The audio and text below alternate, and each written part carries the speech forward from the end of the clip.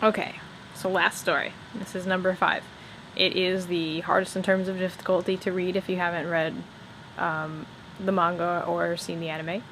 It is the longest one I've ever published as a fan fiction at 106,000 words, which is over 100 document pages.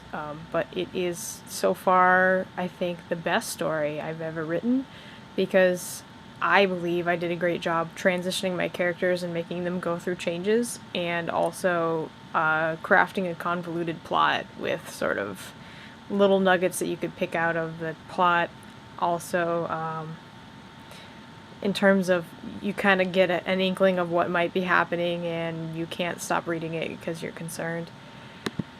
The title of this one is called Forever, which I know sounds really super cheesy, and I actually had a lot of misgivings about naming it that, but it seemed very, very appropriate based on the content.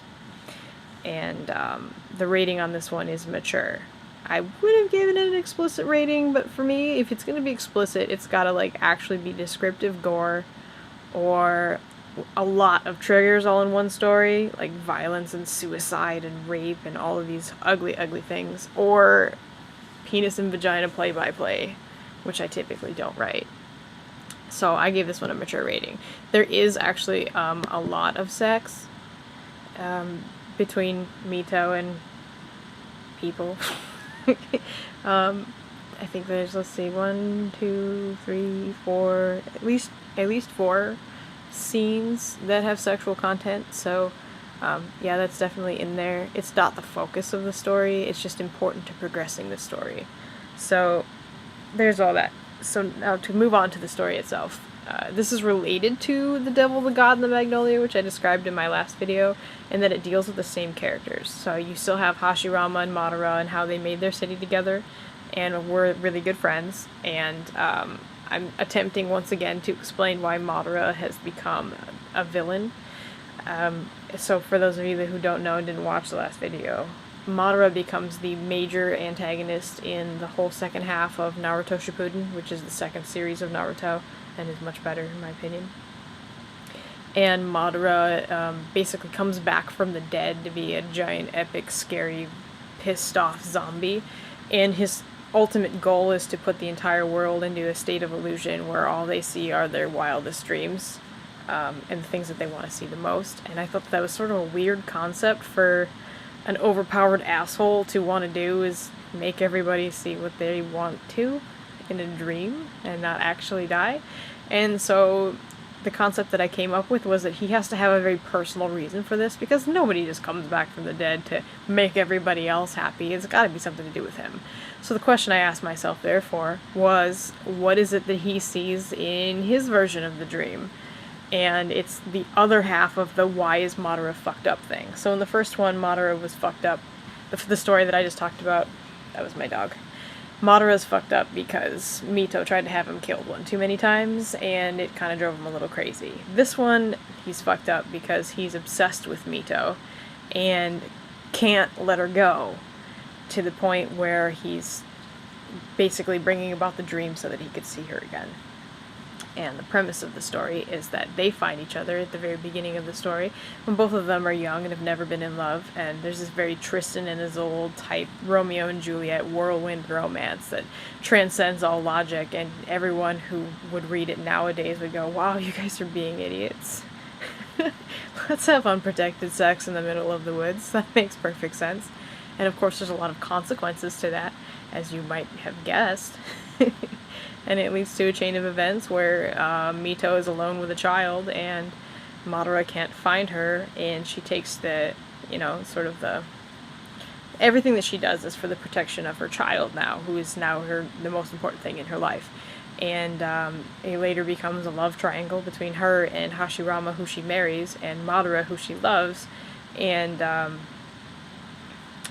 don't want to spoil anything, but the different things that the characters have to go through is pretty intense. It's all difficult decisions and things that I would not wish upon anybody. And let me tell you, when I started this story, I hated Madara. Absolutely hated that bastard. I was only trying to describe and explain why it is that he is to be hated. But in doing so, I gave him justification and motivation for being the way that he was. And by the end of it, I actually felt really bad. And I was like, he kind of needs a hug now, and I feel really bad about what I did. The only thing that you really need to know to understand this story, basically, is that Kishimoto, the writer of Naruto, has a tendency to make history repeat itself. So there were these two boys that fought before and had a lot in common, and then there's Hashirama and Madara who fought later who had a lot in common, and then there's Naruto and Sasuke later on who fought and had a lot in common. And they do this with all kinds of things. Teachers who have groups of students who follow the same pattern as they had themselves, as their sensei had themselves. And so, like, you'll see he keeps rehashing the same sorts of themes that come back again and again. So I kind of was trying to do that a little bit in this one. And the reason I bring that up is because it had confused Rachel, and Rachel's reading this without prior knowledge of the canon. Like I said, it is one of the more difficult ones to understand without understanding the canon. Of course, like with anything, you're welcome to ask me any questions. You can look me up on Twitter or send me a Facebook message, or if you know how to get a hold of me other ways, just get a hold of me. I have gotten the most amazing response on this one recently. I actually was very depressed because it tanked immediately. It didn't get very much attention at the very beginning, and I don't know why, and I was really upset about it, so I cross-posted on fanfiction.net, who I don't even like anymore. It's my only story over there. But, like, yesterday I got 8 reviews and a subscriber all in the same day, and I have this very dedicated reader named Skywinder who comments on all of my stuff, and I love him to death. But it, like all of the things that they're pointing out now are the things that I purposely put in there. This is like writer crack.